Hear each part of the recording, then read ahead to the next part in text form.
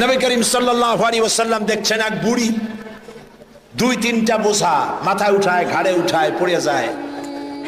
নবী করিম সাল্লাল্লাহু আলাইহি ওয়াসাল্লামের রহমতের নবীর দৃষ্টি আকৃষ্ট হলো। উঠ থেকে নেমে এগিয়ে গেলেন বুড়ির কাছে। বুড়ি, যাও কই? বুড়ি বলছেন, তুমি কোত্থেকে আসছো? তুমি জানো না আব্দুল্লাহর পুত্র মুহাম্মদ এসেছে সাল্লাল্লাহু আলাইহি ওয়াসাল্লাম। আজার উপায় নাই, কাফের যেখানে পাবে সেখানে কাঁদবে। আমি আমার নিরাপদ জায়গায় পালাতে চাই। হুজুর বললেন, আমাকে দাও বোঝাগুলি, তোমার একটু আউগিয়ে দিয়েছি। বোঝাগুলি হাতে নিলেন, পথ চললেন। কিছুদিন গিয়ে মহিলা বলল, এটাই আমার নিরাপদ জায়গা, রাখো। রেখে দিলেন। বুড়ি কিছু পয়সা বের করে বলল, নাও কিছু পারিশ্রমিক। হুজুর বললেন, না, আমি কোনো পারিশ্রমিক নেব না। বুড়ির চোখ এত বড় হয়ে গেছে। এই দেশে মানুষ মানুষের উপকার করে বিনা পয়সায়? আশ্চর্য। তুমি যে আমার পেছন থেকে মালপত্র নিয়ে কেটে পড়নি, এই তো আমার কপাল। তুমি পয়সা নেবে না? কে তুমি?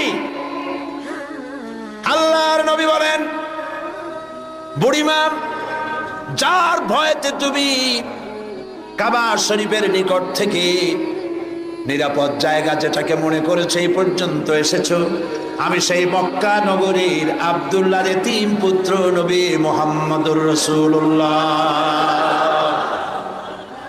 বুড়ি বলছেন, মুহাম্মদ সাল্লাল্লাহু আলাইহি ওয়াসাল্লাম তোমার বিরুদ্ধে নেতৃবৃন্দ এত বাজে কথা বলেছে, আমরা ভুল বুঝেছি। তুমি এত উদার, এত মহৎ, আগে বুঝতে পারি নাই, জানতে পারি নাই। ভুলের মধ্যে ছিলাম, আমি আর কাফের রইলাম না, আমিও মুসলমান হয়ে গেলাম। লা ইলাহা ইল্লাল্লাহু মুহাম্মাদুর রাসূলুল্লাহ। নবীজি মসজিদে হারামে প্রবেশ করলেন। সব নেতারা কলা পাতা, কচু পাতার মতো থরথর করে কাঁপছে। হুজুর জিজ্ঞেস করলেন, ও কুরাইশের নেতারা, আমার কাছে আজ কি ধরনের ব্যবহার তোমরা আশা করো? তারা বললেন, ওদের রূহ কি আছে ভেতরে? সব ঠোঁটের কাছে এসে গেছে। বলছে, মুহাম্মদ সাল্লাল্লাহু আলাইহি ওয়াসাল্লাম একজন উত্তম ভ্রাতা, একজন উত্তম ভ্রাতুষ্পুত্রের কাছ থেকে যে ধরনের ব্যবহার আশা করা যায়, আমরা সেই ধরনের ব্যবহার আপনার কাছে আশা করি। নবীজি বললেন, কুরাইশের নেতারা শোনো, তোমাদের ব্যাপারে আমি আজ সেই কথাই বলবো যেই কথা বলেছিলেন আমার ভাই ইউসুফ আলাইহিস সালাম মিশরের প্রেসিডেন্ট হিসেবে। তিনি সিংহাসনে বসা, তার সামনে তার ভাইরা যখন তাকে না চিনে, তার কাছে যখন এসেছে খাদ্য খাবার নেওয়ার জন্যে, উনি তো ভাইগুলোকে চিনে ফেলেছিলেন।